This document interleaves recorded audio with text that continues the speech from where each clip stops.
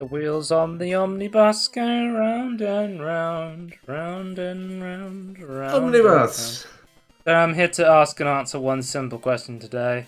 What the fuck is an omnibus? It's a bus that's omni. Omni just means multiple. So I read the description of omnibus from the Steam page. Omnibus Okay. is next to last-gen physics game about the most powerful bus in the universe that can't stop or even slow down for reason incomprehensible to the simple human mind.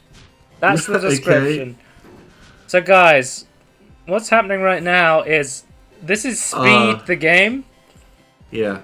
Your Also, this mission yeah, is destroyed loads of tombs on this first mission, right? yeah, Indiana Dave needed to destroy some tombs, so that's what I'm doing. It's just stupid. It's great. So this is one of the early meme indie games, I would say. Sort of Yeah. this is an early Devolver Digital game, a published game. It's made by indie dev Buddy Cops. I don't think at least from Steam, didn't go on to make much else. Maybe did something else off Steam. I don't know, but I think I played a demo or a beta for Omnibus years before it was even on Steam. Maybe just as a when it was a demo and there was only a couple of levels, and I really enjoyed it because it was really weird and kind of stupid. Yeah, it's just having fun with its absurd fun. And I think that is one of the strengths of Omnibus, is when you can have fun with the absurdity. The only controls you have over this Omnibus, I would say, is that you have the ability to turn and tilt, but you can't speed up and you can't slow down. You do not control the acceleration of the bus. Which leads to there's no brakes. Which leads to some really interesting stuff where sometimes you want to avoid speed pads so you don't go too fast, or you want to avoid jump pads so you don't get flung off in directions. Because I would say the physics are bad if this was an actual driving game that you're trying to keep your bus upright, but it's it's designed in a way where if you ever bounce, then your bus just goes crazy out of control, and whether you can land it is part of the game. I guess it's you can say Altered Dad, it was a real game, has the worst parkouring mechanics, but it's kind of part of the... Yeah, it's quite like QWOP. Yeah. The jank physics are part of the game. The one thing, there's some... Because you get different buses and stuff, so the game does switch it up, and it gets more interesting as you go, different levels, different worlds and stuff. I think my main problem with the game is that in order to unlock the next level, you have to complete the previous level. And in order to complete the previous level, sometimes levels have insanely hard requirements to beat them. And if you have a game that has these janky physics puzzles, skill tests, it becomes frustrating when you have to spam them in order to, just play more Omnibus content. And a lot of the time, some of the missions are just unfun as a result. Yeah, it's kind of similar to Octodad, where at the start it's great, and then later on the levels become too gamey. You just want to have fun, but it's no, you need to complete this level though. And it's yeah, but I just want to have fun. The way the physics system works is if it was just it's a mission, but if you feel you've had enough of the mission, you could just carry on. I think that would be a better system. Yeah. But have challenges afterwards. You wanted to get more something else. The physics, you know how in GTA the car's designed so when you flip over, it's way more lenient. It's trying to push you back up. Yeah. Omnibus is designed where it's trying to keep you flipped over, I feel like. Yeah. And the physics system works in a way where it's complete RNG, whether you will actually land, to a point where most of the time, if you ever get into a roll spin, you're pretty much dead. Which means a lot of the harder levels, they're not skill based. It's just RNG whether that flip that you had to go through actually lands or not.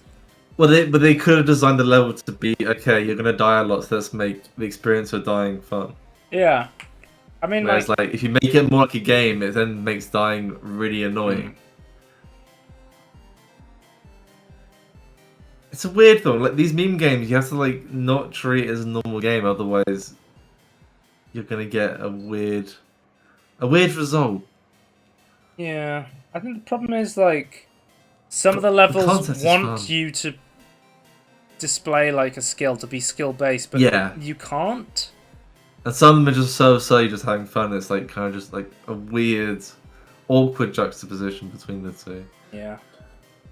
I'm reading a Steam review and they're saying go play Roundabout instead in the review. Yeah, you don't know. Go watch our Spotlight video on Roundabout. That's an amazing game. Yeah, if you like what you see in that video, there's even more stupid stuff after that the video ends. So the game is even better than the video shows. But basically, what I'm doing now is I'm doing tricks in order to earn money. It's like a skate game at this point, which is kind of funny. There's different worlds. So there's like this is like the city, and then there's like you drive to the moon. You go to space. There's missions in hell and stuff like. There's like there's the Wild West story. Yes, yeah. Which I think is hilarious because it makes no sense. Yeah, I like that absurd humor. Yeah, I think one of the big problems is it doesn't know if it wants to be like a speedrunning skill-based game, if it wants to be a jokey meme game, and it just tries to be both. It needs to choose one. It comes out worse as a result in some ways. Yeah, that is a common problem with these types of games, and it is unfortunate. Yeah. Luckily, Roundabout exists. Guys, go and check out Roundabout. I completely forgot about Roundabout until you brought it up, I'm going to be honest. It's one of our favorite. It's my personal favorite Spotlight video we've ever done. Yeah, because it's just me laughing for like 20 minutes. Me just trying to stop the thing from spinning. Yeah. Those great good. FMV sections with Jeffrey the Skeleton, who makes another. He reappears as a character in 100-Foot Robot Golf. Yeah, and it's where everyone who sees that is like, but he's not a robot. He's like, don't worry about it. Don't worry about it. He's a robot in his own way. Exactly. And a real human being. So these levels are fun, but then you get to levels like this where you're literally like a snaky bus, and it's like completely random if you survive or basically you just have to drive around for a minute while everything's trying to push you over, and it just leads to you having to restart over and over again. And this is where like Omnibus starts to fall apart, where it goes from fun, dumb, jokey game that's not too hard to skill-based game with RNG that's really unfair. Because like you look at this, like, oh, it's like really fun. You got this crazy way of dying, but it's like, oh, but because you've got a time limit, you have to complete this level to go to the next one. Like, it just makes it unfun. Like, yeah, I feel like your idea before is like you just need to like play the level and then you can just move on if you don't like it. Like, would be best. One of my favorite. There's a bus you get in Omnibus, and I think it's one of my favorite buses in the game. It's called the Gravity Bus, and it's actually a really genuinely interesting bus, or like gameplay concept I haven't seen done in any other game. And I'm like, it's called the Gravity Bus, and the way it works is you use it in like 0G environments, and then when you press A, you push your gravity in that direction. So if you're facing downwards, you can push your gravity to stick to surfaces when you get shot up into the air to keep yourself on the floor and stop yourself from falling into space. But quickly you learn that you can jump over gaps by turning the bus upside down and reversing your gravity. Or you might need to stick to the side of a wall by turning to the side and changing your gravity. And I think the Gravity Bus stages are probably some of the best in the game. But they're like far in between these like frustrating, like completely unfair levels where the Gravity Bus stages can be really tough. But I loved them because they were because you had so much control over your vehicle because of the gravity mechanic. They were actually skill based and fun. Yeah, well, also what I remember from those levels as well is like if you died, you then quickly got back into doing it. Like it Hmm. wasn't like a slog to Yeah, restart there's an from quite immediate far back. reset button on Yeah. Omnibus. I Whereas think. this is like a time limit, so you have to like restart and do the whole minute again. Yeah, I think because it's a game of its time, really. I mean, it's 2016, 2014, something like that. 2016 is when it came out, so it was like Really? Okay. it was sort of like when those sort of like memey, indie games are sort of starting Yeah. to pop off, Yeah. sort of thing. Um, It was big back then. Yeah. what I was trying to say is, I would play the fuck out of a game called Gravity Bus, but I think Right. Omnibus is too much of a frustrating experience for me to recommend to most people. Yeah. It Like, looks like a fun to watch someone else play it. yeah, like I would Again, I'm recommend. so annoyed because like this level itself could be really fun, but they made it into a way that's annoying, and like it's so disappointing. Yeah, I would say I feel like like they just need to make it dying more fun because like it's hilarious to watch you die, I the died with physics. 1 second left. I can't believe it. Yeah, because the crazy physics makes dying fun. They should like really emphasize like crazy ways of dying. But like, if it wasn't such an old game that I feel like not a crazy amount of people have played. I mean, it only has 380 reviews on Steam, but um, it would be nice if they went back and added just some options to say, hey, maybe even just give an option to unlock all levels, so people can go, Mm, hey, I don't want to play this level, I'll just play the next one, and just find the levels yeah, they enjoy. But the way it's set up is if you have to play one level to unlock the next level, um, and then you can unlock that bus and that stage for like quick play, like a sandbox sort of mode that you can just load up whatever bus you want in whatever area you want, sort of thing, which would be cool, but you have to progress through those pain levels to get to it. Which I think is the yeah, problem with Omnibus. Um, a certain type of person could probably really enjoy this game. The sort of person who plays games like Getting Over It or stuff like that for fun. Like Jump King, or people who yeah, like those meme hard games that they just enjoy overcoming a ridiculously dumb challenge. yeah. Um, I feel that's not many people. yeah, I mean, the levels I enjoyed, but it's just the pain points, like having to keep all of those passengers in the double-decker bus on the moon and Yeah, then that was deposit them awful. was like really, really tedious. Like they should like all the levels should be like the first level we saw where it's just like yeah here's this stupid concept go and destroy some tombs, you're Indiana Jones, like it's just great, but I think because the yeah, sad thing is, I think I wouldn't recommend Omnibus to most people, but the thing is, I would like to, but I don't think I can. yeah, it's like a missed opportunity. Hmm. Next up, Oh, we really? Look. have Supraland Crash, the DLC for Supraland, one of my favorite games of Was 2019, 2019, I think. is it that recent, was it? Yeah. Wow, okay. Um, Was this the game? Was this the DLC that ruined like your 100% score yeah, I was on the pissed when game? this came out because I had 100% in the game, and then this DLC came out and it Oh added a no. bunch of achievements. So I had to go and get the achievements for the DLC. Because I thought they released another DLC recently because they just released 6 Feet Under, and I was like, oh, it's like Superland Crash, it's another DLC. But I think what happened was when they were developing 6 Feet Under, or I think it might actually be called 6 Inches Under or something like that. Let me look it up.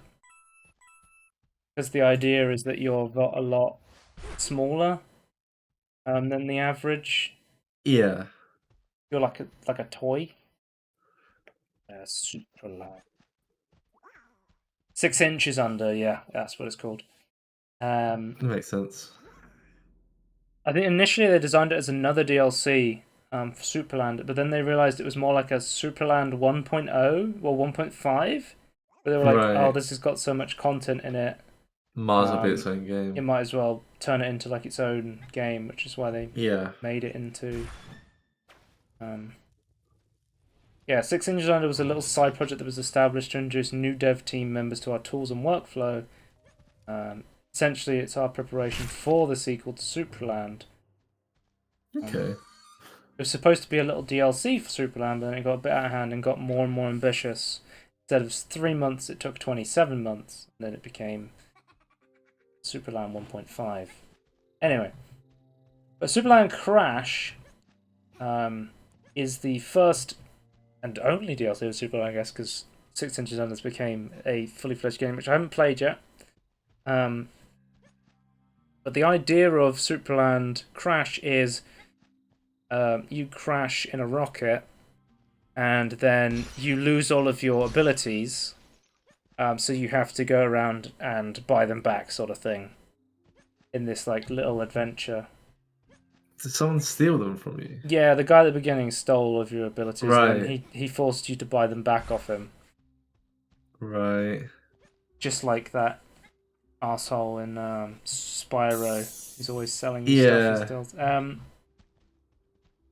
Oh, look at this Lego. Look at that.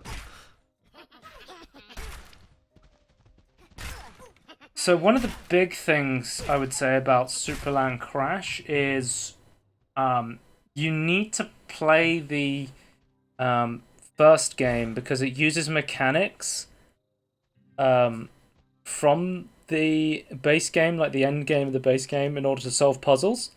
But the problem I found was that it'd been so long since I played the original Supraland that going back and just immediately playing the DLC, I was confused how basic weapons worked because I hadn't used them in so long. But the game assumes that you've played the base game, so you know how they work. Because it does re-tutorialize a lot of the stuff, but then I was using weapons and I didn't realize like basic functions the weapons had because I haven't played it in so long. Was the problem that I was experiencing? They did like an optional. Do you want like I don't know, like a guide or like a tutorial at the start or something? I guess, but. I also think that whereas the main Supraland game was like a mixture of puzzle, upgrades, exploration, collecting things, it seems like there's a lot more collecting in this game as well compared to the first game, which is sort of more of a mixture. There's more like puzzles and stuff like that compared to this. Right. So is it more like a collectathon or just more? No, I don't think it's like a collectathon, but there is more collecting, I would say.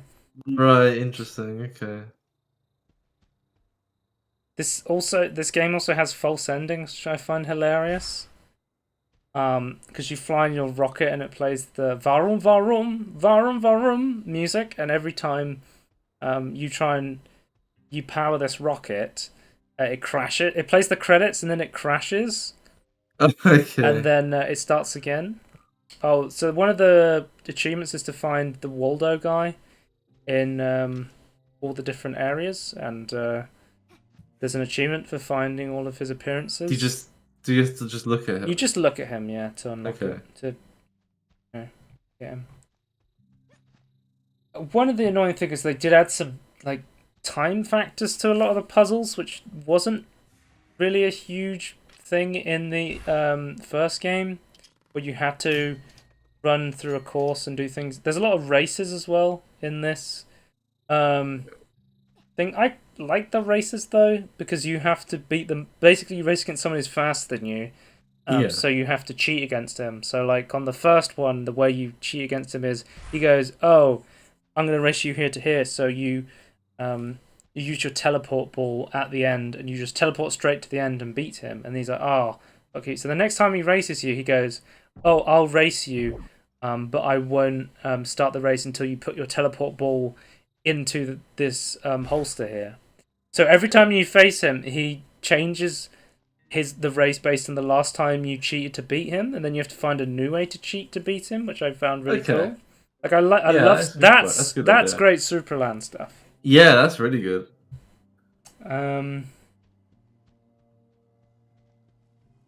I think because a lot of people complain about this game, I think because of the price initially when it came out.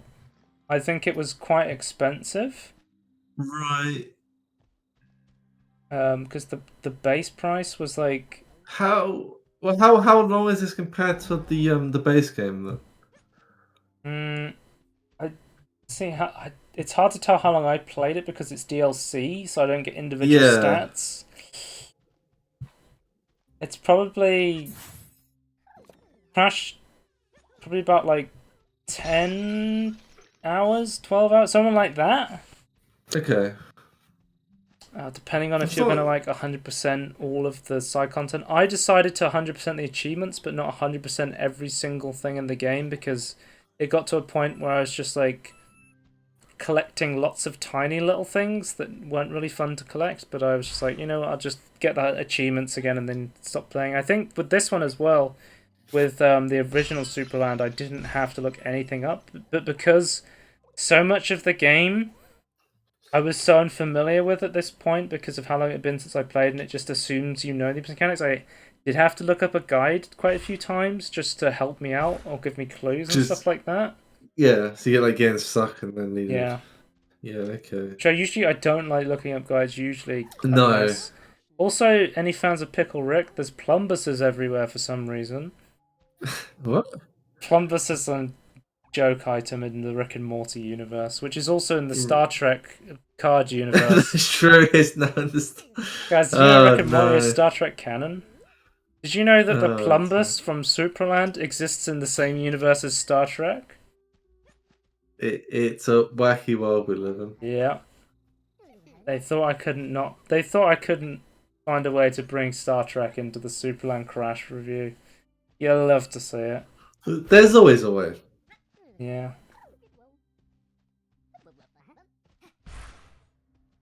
But with the release of this one, they were saying like the game wasn't different enough from the base game, and they thought about releasing it as a 1.5 as well. And as a second game would be too confusing. Right. But I think with this one, they sort of maybe there should have been a mode that really tutorializes how all the weapons work for people returning that haven't Yeah, I played just the think base game in a long like time. like you launch the DLC and it's like, do you want like a reminder? And then you go yes or no. Hmm. And like maybe in the options you can always go back to it in case you accidentally There press something are wrong. tutorials, but not in depth enough for a lot of the Yeah, mechanics that you need to defeat a lot of the puzzles. yeah. Maybe it should be like more like like how I'll get into this as well, but like Devil May Cry has like I a don't moves know. list, Oh, and you can like just go through it. Like you could like just do train that particular move. So you hmm. have like a list of all the weapons and things and all the abilities, and then that's how they could Yeah. have done it. Um. Okay, so there's still like that funny charm and good puzzle design sometimes, but it's not as good as the base game. Right, because they Um, changed yeah, there's some how the game funny works. sections and there's some like really interesting stuff it does, but it's not like an immediate recommend like the base game is to most people, where I could say Right. anyone could play Superland, have an amazing experience, but the DLC you're going to need to have an understanding of how the base game works, and you're gonna have to play the base game first, and that's not going to be for everyone. I think I still had fun with this when I did, but I think from the position I was at where I forgotten how half the items worked as I slowly unlocked them again after unlocking them all in the base game. Hmm. Um, I think it was fine that um, I didn't feel guilty about checking a guide every now and then to help me out, even though it is like a puzzle game. So a lot of the content is figuring this stuff out. Um, I didn't feel that bad about. I guess I would say that like, if you try and figure it out and you get stuck, that's different from just following a guide. So if you give it a go, I think it's not a Yeah, problem. I think if you're a big fan of the first game, you should probably still check this out, but it's not, The an same. immediate recommend DLC. I mean, it's got some Okay. interesting, funny stuff, but unless you've played the base game recently, it may not be a great experience for you. Okay. Look, I would recommend playing the base game and then go straight into this. I think you would have a much better time. If you've never played the base game, just go base game into DLC. Would probably be a Yes, lot yeah, easier. because But I'm it's talking refreshing about your this from mind. a perspective of someone who played the DLC like 2 or 3 years after I played the base game. So, Yeah. although there was definitely still fun to be had. Wait, But what's yeah, the sound of the Lego? Lol. lol, the lol block. Okay. I guess it can't be Lego because that's a trademarked name, but it's a lol. Okay. But yeah, that's the end of Tangerine. Goodbye. Bye.